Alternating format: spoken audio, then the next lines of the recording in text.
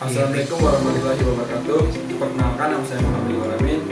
Saya di sini ingin menjelaskan inti dari komponen tentang komputer. Yang pertama yaitu ada prosesor, berfungsi otak komputer yang mengelola semua perintah dan data. Yang kedua ada RAM. RAM berfungsi menyimpan sementara data saat komputer aktif seperti foto atau dan lain-lainnya. Yang ketiga ada storage, berfungsi menyimpan semua data, dokumen, aplikasi, dan sistem operasi. Dan yang keempat ada motherboard, berfungsi papan sirkuit utama tempat semua komponen terhubung seperti CPU, RAM, VGA, dan lain-lain.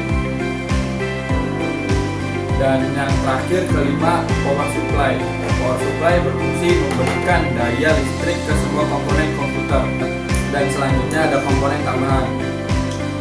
Komponen tambahan yang pertama yaitu ada VGA atau GPU, berfungsi menampilkan gambar, video, dan grafis ke layar monitor. Dan yang kedua ada heatsink atau fan, berfungsi mendinginkan prosesor agar tidak overheat saat digunakan. Ketiga ada optical drive.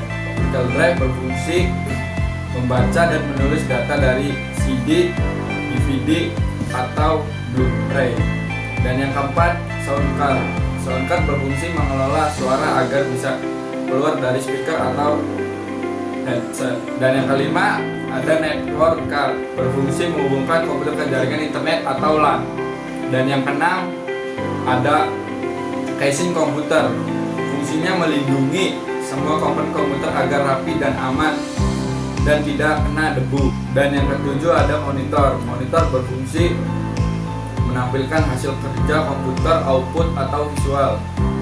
Dan yang kedelapan ada keyboard, berfungsi memasukkan data berupa huruf atau angka dan perintah komputer. Dan yang ke-9 ada mouse, berfungsi menggerakkan printer dan memilih menu atau mengklik aplikasi.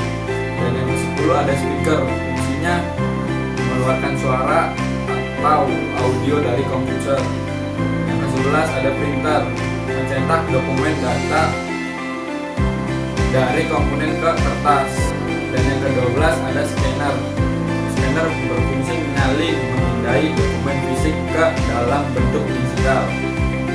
13 ada webcam. Webcam berfungsi menangkap gambar atau video secara langsung, penting untuk meeting online atau streaming.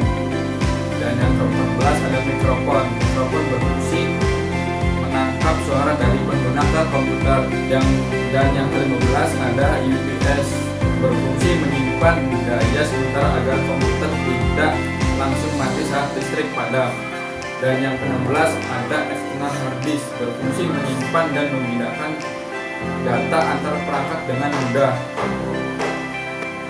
Dan yang ke-17 ada card reader, berfungsi membaca kartu, memori, dan kamera HP atau perangkat lain. Dan yang ke-18 ada joystick atau game controller, berfungsi alat input khusus untuk bermain game. Dan yang ke-19 ada hub atau switch atau router, berfungsi menghubungkan komputer ke jaringan lokal atau internet dengan lebih banyak port. Dan yang terakhir ke-20 ada cooling fan tambahan, fungsinya membantu sirkulasi udara di dalam casing agar suhu tetap stabil. Ya, itu saja yang saya bisa jelaskan.